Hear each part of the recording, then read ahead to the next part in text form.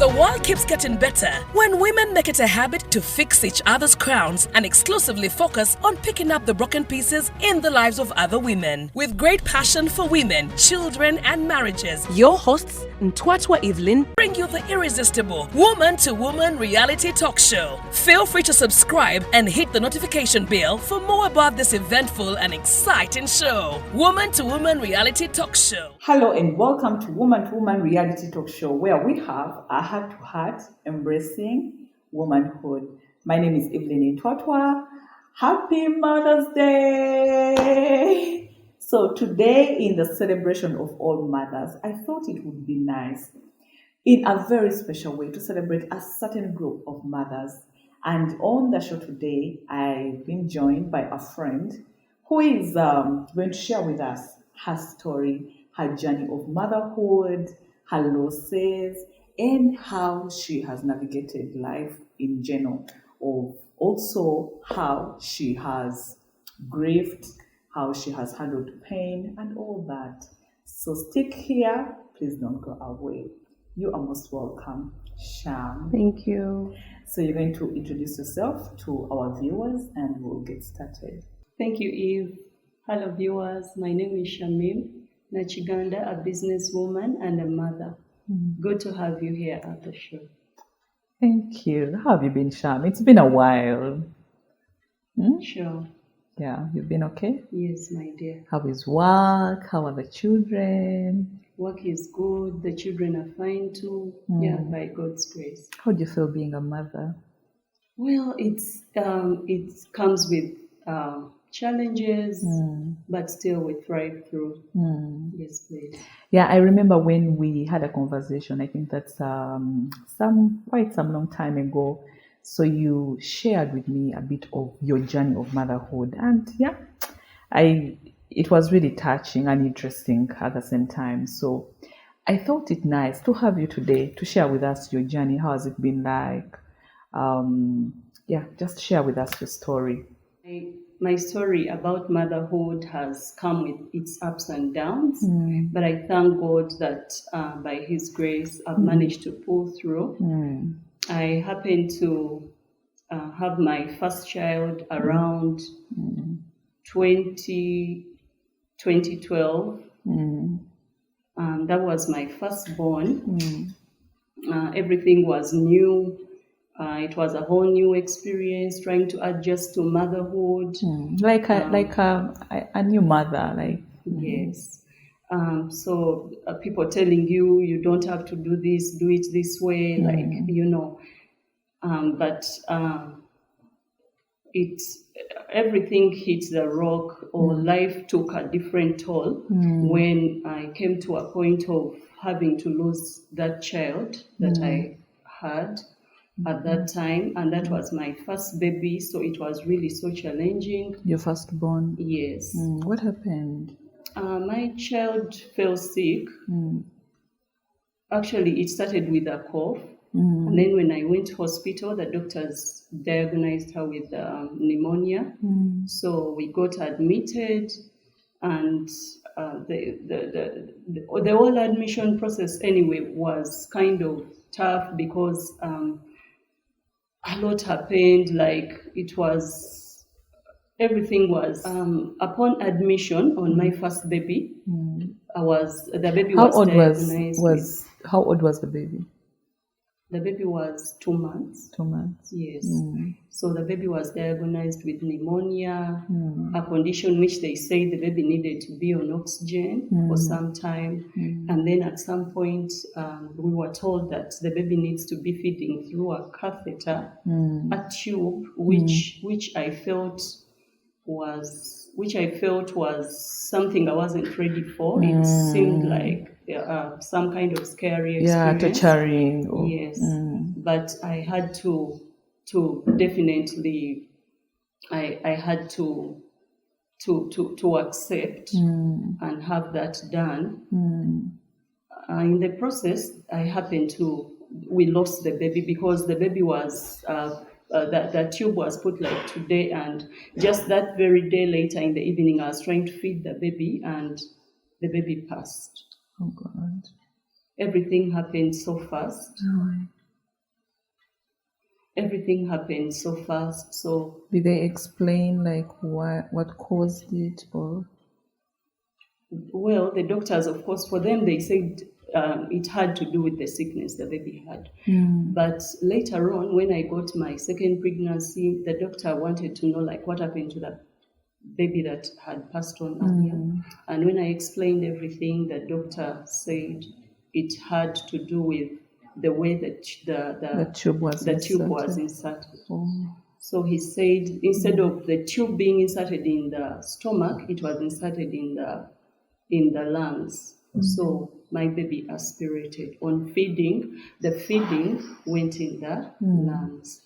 So that's how I lost my first baby. And after losing that baby, I got counseling from different people, people who have gone through the same experience of child loss, and they were advising me that I needed to get pregnant again and have another child. Something I kind of feared because I was like, okay, what if I had that trauma and that fear that what if the same thing happens to this one? However, the other thing is that I also kind of wanted it. I was like, okay, if I can get pregnant again, let me try again. Yes, because I was thinking to myself, I'm like, after the loss of the other one, the other trauma I had was that what if that was the only child I was meant to have? Yeah, just like they tell us sometimes, so what if it's the only egg you have? Exactly. Yeah. So that's the same fear I had. So I really felt like, okay, giving it another chance, I think would be okay. It would help me really know that I can still have children. So I went ahead and God blessed me with another pregnancy. And that was after a period of, it was less than a year. Okay. I think it was about 7 months. So I gave birth to that child. When I gave birth to that child, I still had trauma and fear, definitely, from the past loss. I can imagine. Because I used to check on this baby. All the time. Yeah, I used to check on this baby just to make sure the baby is still breathing. I was always on tension. I didn't know. I can imagine, because there are times like I'm a mother, and even when you've not experienced anything like yours, you would always want to see what is the baby doing. Oh, she has overslept. Oh, he's sleeping a lot. Oh, that kind of concern. So I imagine what you were going through in that time. Yeah. So it was never easy. So you gave birth like normally, and the baby was okay? Yeah, the baby was okay. This baby didn't have any conditions. She actually grew normally. She didn't have any child. Yeah, she didn't have any complications. She was a healthy baby. She was actually a big baby. She was about 4.2 at birth. Wow. Yeah, so she was really very okay, very normal, and with time, my faith grew. Yeah. As this one grew, I was like, okay, so I can have a child, and actually that child like grows. Yeah. So that fear started fading. The fear of thinking that actually a baby will, exactly. So even it helped me heal from the past trauma. Okay. It helped me forget the other baby. So I had that one. She grew up normally, and then after that child, I had another child. Okay. All these babies were girls. Oh. So I had again another girl. The third born now. Yes, the third born now. So when I had this baby, everything, okay, at that time I was confident. I knew this one is going to grow just like the other one did.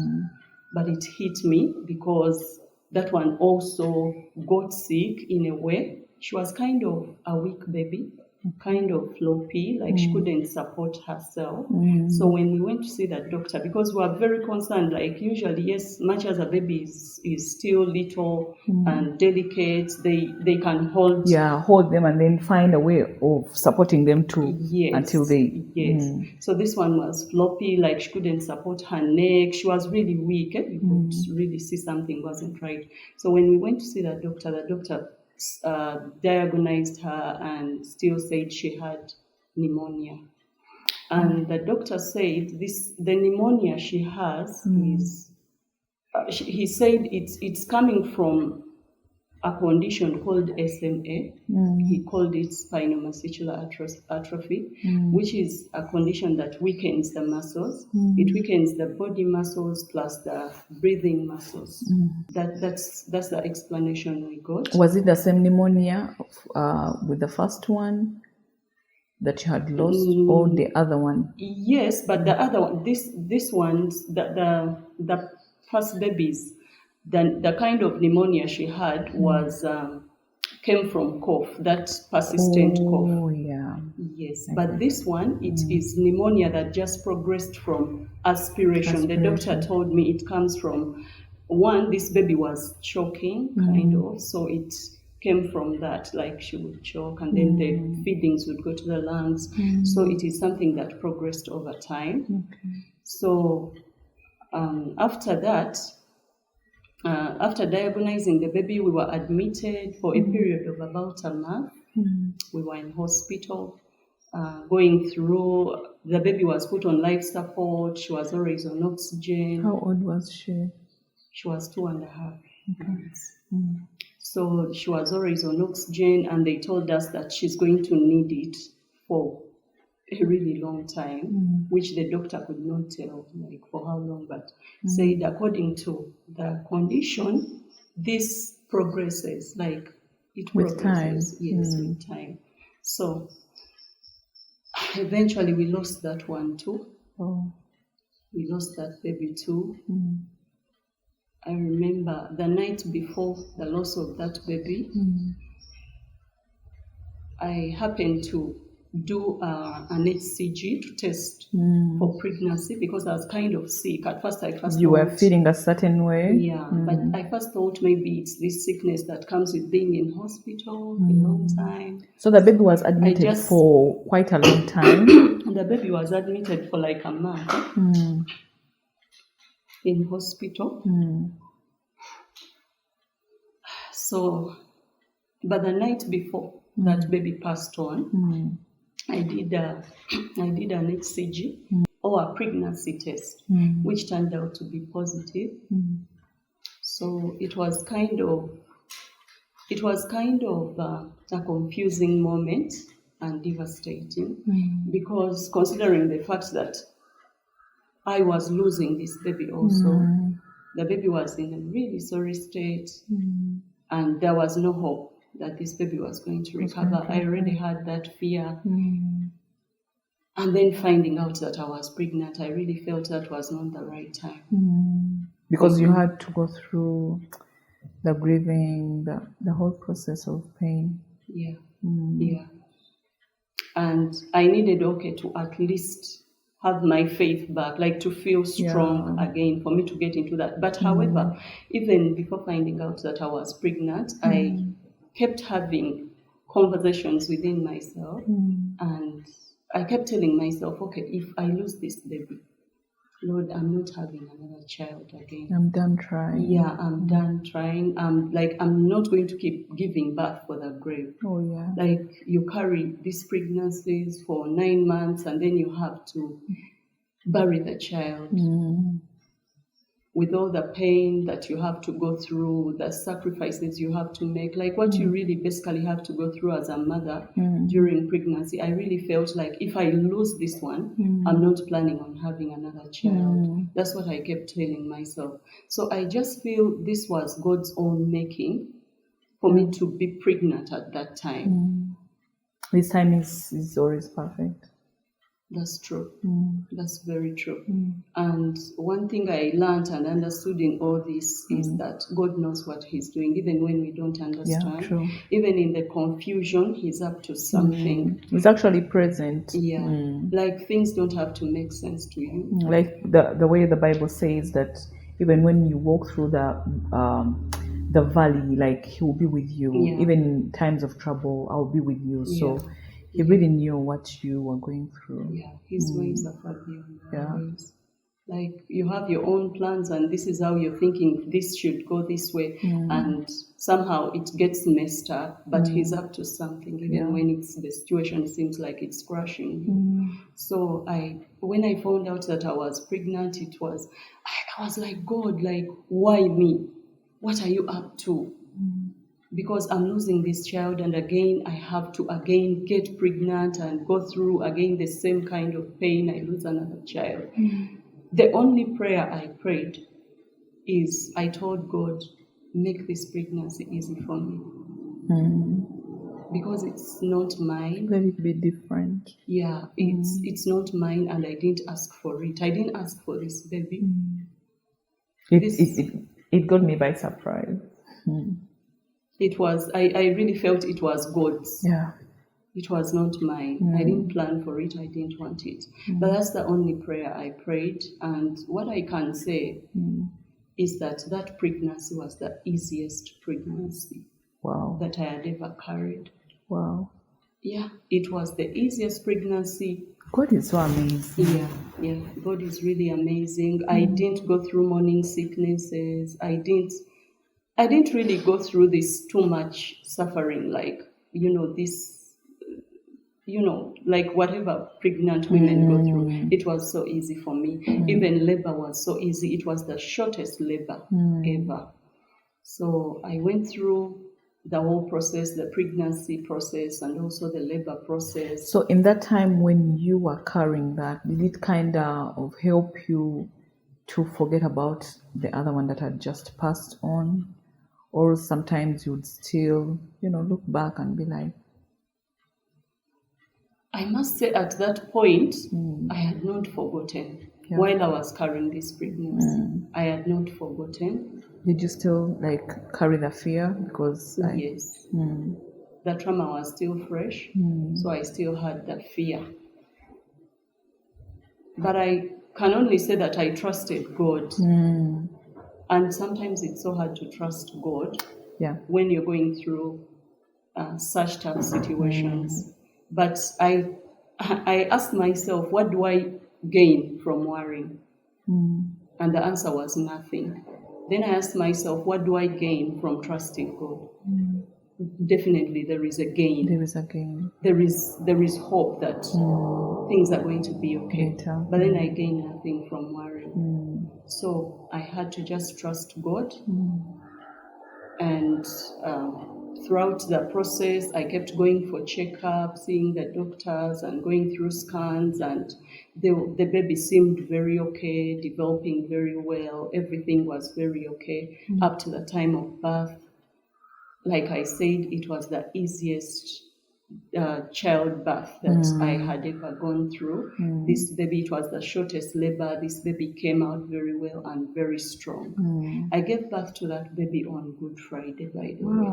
Wow. Yeah. Wow. Indeed, he was God is I don't know how to state it, but known. Yes. Yeah. Of course, we were all known by God. Yeah. I mean, that one was really special. Yeah, that's true. So, wow. And and his growth, how was it? Was he completely fine? Was everything okay with him? Yes, everything was okay with him. He developed very well. He grew very well as any normal child. And he's a special child. He's very intelligent. He's amazing. Beautiful. His name is Joshua. Beautiful. We'll take a short break. Just so you know, you are on Woman to Woman. For those who have just joined, or if you are new here, please consider subscribing, like our show, and share, because you never know who this message can help. Keep sharing. And this particular show is sponsored by the Blessing Jewellery. located at Parkview Center, Level 3, Shop number 9,